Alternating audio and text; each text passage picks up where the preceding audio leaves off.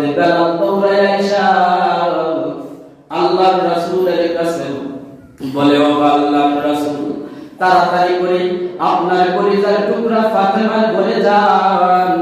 হযরতে ফাতেমা আজকে 15 দিন পর্যন্ত বিছানা থেকে উঠতে পারেন না। অবলা পৃথিবী ফাতেমা 15 দিন পর্যন্ত অসুস্থ। আপনি তাড়াতাড়ি করে ফাতেমার ঘরে যান।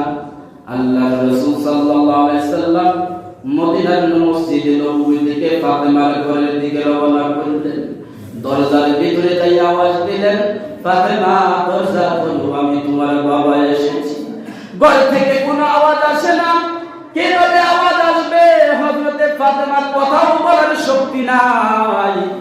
হযরতে ফাতেমা কথা বলবে যে এই মুহূর্তে বাবা দরজা খুলতেছি, এই শক্তিটাও নাই।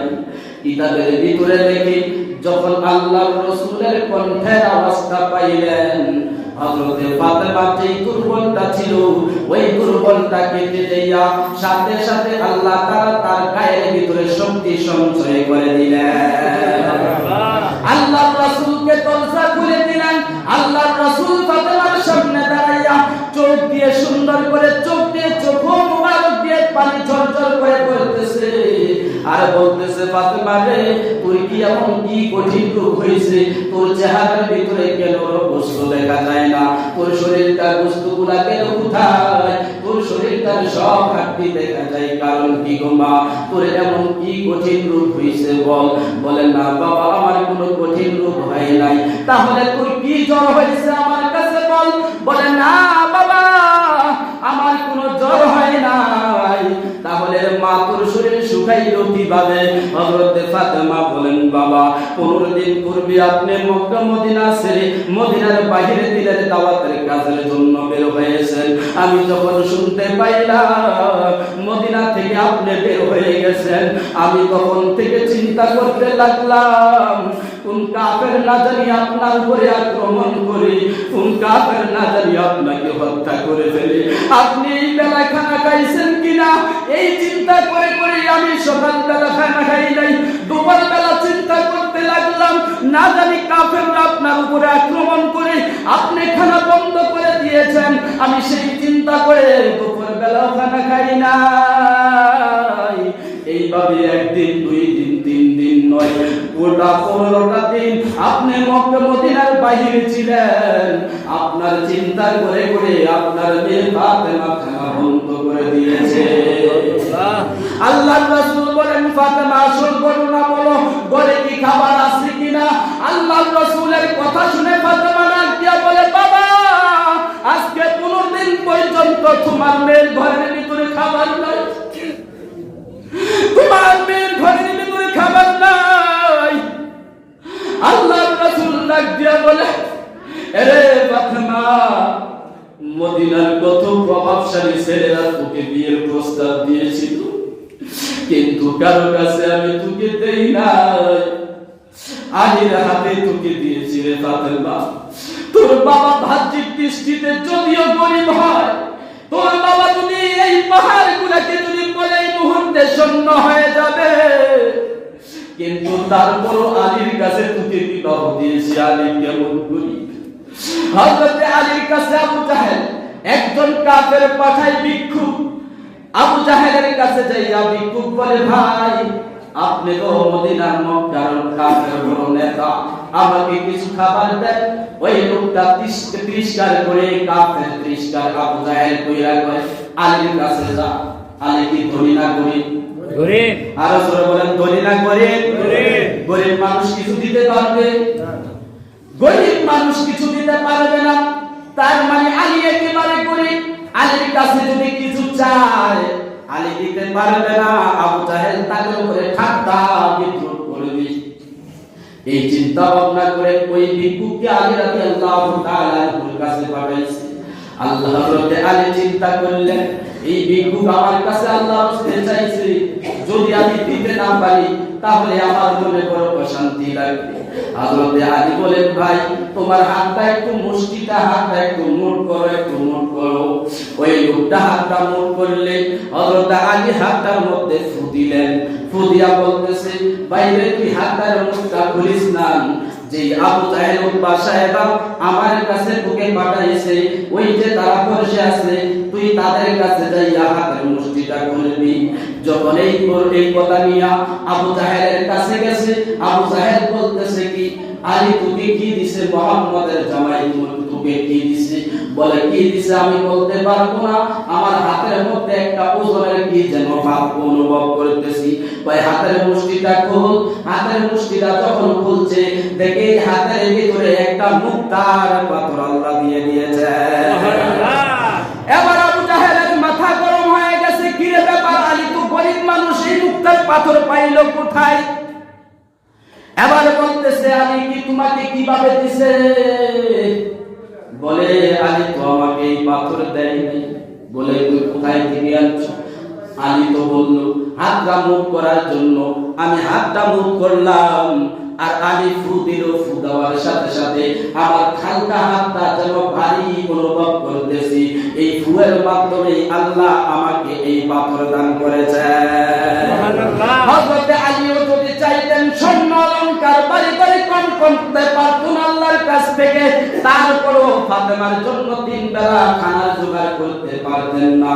কারণ তাদের মধ্যে একটাই ছিল আল্লাহ এবং আল্লাহর রাসূলকে সন্তুষ্ট করা, আল্লাহর ইবাদত করা, নবীর কথা মান্য করা। তাদের এই দুইটা কাজ ছিল তাদের মধ্যে। হযরত আলী রাদিয়াল্লাহু তাআলা ঘরের ভিতরে 3 দিন পর্যন্ত ঘরের চুলায় আগুন জ্বলে না। হযরত হাসান হুসাইন এমন কান্না কাঁদতেছে, মা কাঁদতেছে, হযরত আলীও কাঁদতেছে। সন্তানের মুখে চোখের খাবার তুলে না দিতে পারলে বাবা জানে তার সন্তানের দরদ কত, মা জানে তার সন্তানের দরদ কত। এবার সন্তানগুলা জমিনে কাঁদে, মা এক মুষ্টি খাবার দাও না গো মা। মা ফাতেমা বলে বাবারে এই মাত্র খাবার বসাইছি, তোরা ঘুমা, আমি খাবার পাক হইলেই তোকে ডাক দিব। অথচ পাতিলার ভিতরে কোনো খাবার নাই। 3 দিন পার হয়ে গেছে, হাসান হুসাইনের মুখেও কোনো খাবার নাই। হযরত হাসান ডাক দিয়া বলে ভাই হুসাইন আর পেটের ক্ষুধা সহ্য করতে পারি না রে, চল নানার কাছে যাই, নানার কাছে যাইয়া কিছু খাবার চাই। হাসান হুসাইন দুইজন রওনা করল আল্লাহর রাসূলের বাড়িতে। দেখে হযরত হাসানের পেটের ক্ষুধার যন্ত্রণায় চোখ মুখ যেন ভিতরে চলে গেছে। আল্লাহর রাসূল জিজ্ঞাসা করে, ও হাসান হুসাইন তোমরা কেন এসেছো? তোমরা কি খানা খাবে নাকি? হযরত হাসান ডাক দিয়া বলে না না, খানার খিদা ছিল। যেই মুহূর্তে আপনার হুজরা মুবারকে পা রাখলাম, আপনার নুরানি চেহারাটা দেখলাম, আপনার নুরানি চেহারা দেখার বরকতে আল্লাহ পাক আমাদের পেটের ক্ষুধা নিবারণ করে দিয়েছে। তাদের মধ্যে এত দিন প্রিয় ছিল, দুনিয়া প্রিয় ছিল না। আল্লাহর নবী মুসা রাস্তা দিয়া যাইতেছে, একটা পাশে বৃদ্ধা মহিলা কান্দে। কান্না দেখা মুসা নবী বলতেছেন, এ মা তুমি কান্দো কেন? তোমার কি হয়েছে? বলে আমার ঘরের ছোট ছেলেটা মারা গেছে। কোন ছেলেটা? জোরে বলেন কোন ছেলে? ছোট ছেলেটা মারা গেছে। আল্লাহর নবী মুসা বলেন, তোমার ছোট ছেলের বয়স কত? বলে আমার ছোট ছেলের বয়স হইল 250 বছর। সুবহানাল্লাহ। আর ওয়াজতে বলেন সুবহানাল্লাহ। 250 বছর ছোট ছেলের বয়স। আল্লাহর নবী মুসা ডাক দিয়া বলে, মা গো 250 বছর হায়াত পাইছে আপনার সন্তান, এর জন্য আপনি কান্নাকাটি করেন, কিন্তু একটা সুসংবাদ নেন, আমার পরে অনেক শেষে একজন আখিরি পয়গম্বর দুনিয়ায় আগমন করবে। তার উম্মতরা পাবে 60 থেকে 70 পরে হায়াত। আমাদের ঘরের হায়াত হলো 60 থেকে 70 বছর। ও মা, তারা কিন্তু আপনি কি কান্নাকাটি করেন তার চাইতে বেশি কাঁদবে। ওই পরি ডাক দিয়া বলে, মুসা রে, তারা যে দুনিয়ায় বসবাস করবে কি না দুনিয়াতে আসবে আর কবরে চলে যাবে? বলে না, তারা দুনিয়ায় আসবে, 60-70 বছর হায়াত পাবে ঠিক, তোমার তো কোনো বাড়ি নাই, গাড়ি নাই, ঘর নাই, দুয়ার নাই, খেজুর পাতা দিয়া, গাছের লতা পাতা দিয়া কুড়ে ঘর বানাইয়া থাকো। কিন্তু আখির নবীর উম্মতরা দুনিয়ায় আসবে ঠিক, কিন্তু তাদের বাড়ি ঘর হবে 100 তালা 200 তালা। আল্লাহর নবীর মুসার কথা শুনে বুড়িমা আরো কাঁদতে শুরু করলেন আর বলে, মুসা রে, তাদের কপাল কত খারাপ, বদনসিব। 250 বছর হায়াত পাইয়াও, 500 বছর হায়াত পাইয়াও ঘর বানানোর চিন্তা করি না। আর তারা 60-70 বছর হায়াত পাবে, 100 তালা 200 তালা বিল্ডিং এর মালিক হয়ে যাবে। তারা কি বাড়ি ঘরের চিন্তায় থাকবে না, তাদের আল্লাহর কথায় চিন্তা থাকবে। এই জন্য দোস্ত বন্ধু, যদি দিলটা নরম হয়, আল্লাহ রাব্বুল আলামিনের ইবাদত করতে যাইয়া, রাসূলের সুন্নাত মানতে যাইয়া, সাহাবায়ে কেরাম বাড়ির চিন্তা করে নাই, গাড়ির চিন্তা করে নাই, নারীর চিন্তা করে নাই। আমার ভাইরা, রাসূল যখন মক্কা থেকে মদিনায় হিজরত করলেন, মদিনায় যাইয়া থেকে একজনের 2টা বউ, একজনের 3টা বউ, একজনের 4টা বউ, একজনের 5টা বউ। মক্কা ছেড়ে যারা চলে গেলেন মদিনায়, তাদের বউ নাই। হিজরত করেছেন একা একা। হিজরত করে মক্কা থেকে মদিনায় গেছেন, যাইয়া দেখে তাদের একটা মদিনাবাসীর 2টা 4টা 5টা করে স্ত্রী। আর মক্কা থেকে মদিনায় যারা গেছে তাদের কোনো কিছু নাই। আল্লাহর রাসূল বলেন, যাদের 5টা স্ত্রী আছে, একটা স্ত্রী তালাক দাও। মুহাজির যারা হিজরত করে মদিনায় আসছে, তোমরা তাদের কাছে বিবাহ দিয়া দাও। আমরা হইলে কি দিতাম? দিতাম জীবনে? আর বলে দিতাম? তারা স্ত্রী দিয়ে দিয়েছেন দিনের জন্য আরেকজনের কাছে, এইভাবে জমিন দিয়ে দিয়েছেন ইসলামের জন্য, কুরবান করেছেন ইসলামের জন্য। ও ভাই, আজকে যদি আমরা মরণের কথা চিন্তা করি, তাহলে কেন আমাদের অন্তরে এতটুকু নরম আসে না? 100 টাকা প্রতি মাসে ইমামের বেতন, ওইটাও পরিশোধ হয় না। বলেন ঠিক কিনা? আজকে আমাদের কবরের ভয় নয়। তারা স্ত্রী দিয়েছেন, ছেলে মেয়ে ছেড়েছেন, খানা না খাইয়া ইসলাম চিন্তা করেছেন। আর আল্লাহ আমাদেরকে এত সম্পদ দিলেন, এত সম্পদ দেওয়ার পরও 100 টাকা ইমামের বেতন, 1 মাস 30 দিন পরে 3 30 90 টাকা দৈনিক 3 টাকা বেতন, এই 3 টাকা দৈনিক বেতন ইমামের দিতে পারি না। আমরা ইসলাম কিভাবে চালাবো? মসজিদের একটা কিছু প্রয়োজন হলে পরে 100 টাকা 500 টাকা আমরা পাই। রিজিকের মালিক কে? আল্লাহ। আর রাসূল বলেন, রিজিকের মালিক কে? আমি আল্লাহ যদি 400 বছর তাকে ভাত খাওয়াইতে পারি, খানা খাওয়াইতে পারি, এই বান্দাটা কি আমি 1 গ্লাস ঠান্ডা পানি পান করাইতে পারতাম না? ও মুসা, সে আমার কাছে না চাইয়া তোর কাছে চাইছে। এটা হলো শিরকের গন্ধ। যদি তোর থেকে পানি পান করতো, তার আমল নামায় শিরকের গুনাহ উঠে যাইতো। এই জন্য আমি তোর থেকে পানি পান করাই নাই, আমি আমার বান্দাকে ভালোবাসা তাকে মৃত্যু দান করেছি।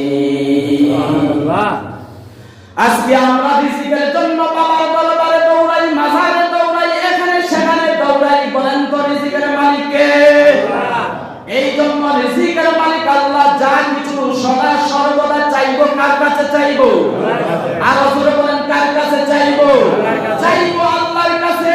কিন্তু আল্লাহ ডাইরেক্ট বান্দাকে দিবেন না, দিবেন মানুষের মাধ্যমে। কার মাধ্যমে? মানুষের মাধ্যমে আল্লাহ জুগাইয়া দিবে। আপনার পেরেশানি করতে হবে না, টেনশন করতে হবে না। যার মৃত্যু যখন লেখা আছে তখনই তার মৃত্যু হবে। এই জন্য মরণ থেকে যেথায় পালাও, মরণ তোমায় লইবে কি? যদিও সুদূর আকাশ পানে, লুকাও সেথায় লাগিয়ে সিঁড়ি। নদী পথে নৌকা চালাও, ও মাঝি ভাই, বেলা ডুবার আগে আমি উবার যেতে চাই। বেলা ডুবে গেলে আর উঠে না, বেগে গেলে বেলা রে আর জমে না। আল্লাহর বান্দা নদীর মধ্যে নৌকা বাসে, এই পারের লোক ওই পারে নিয়ে যায়, বিনিময়ে 50 পয়সা পায়। আল্লাহর বান্দা গরিব মানুষ, তার কাজ হচ্ছে নৌকা চালানো মাঝি। আমাদের দেশে কেউ গাড়ি চালায়, তার একটা এটা চাকরি। ওই ব্যক্তিটার কাম হলো নদী এলাকা, নদীর এপার থেকে ওপারে চলে গেলে মানুষ 2 টাকা দেয়, 2 পয়সা দেয়, 50 পয়সা দেয়। ওই আল্লাহর বান্দা নদীর মাঝখানে যাইয়া বলে, আল্লাহ কত বছর পর্যন্ত এই নদীর মাঝখানে নামাজিগিরি করতেছি, কিন্তু একটা বড় মাছ কিনা খাওয়ার মতো আমার শক্তি নাই। মাবুদ গো, যদি তুমি দয়া কইরা মায়া কইরা আমার জন্য একটা মাছের ব্যবস্থা করে দিতা।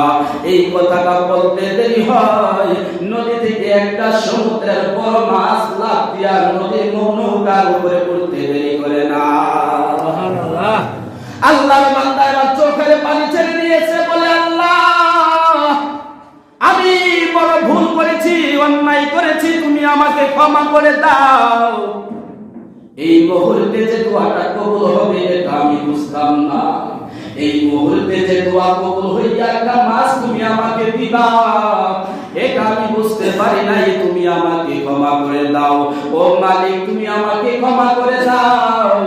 আল্লাহ এই মুহূর্তে যদি আমি মাছ না চাইয়া আমার জীবনের গুনাহের ক্ষমা চাইতাম, তাহলে এই মুহূর্তের দোয়ার বিনিময়ে আল্লাহ পাক তার জীবনের গুনাহগুলি ক্ষমা করে দিতেন।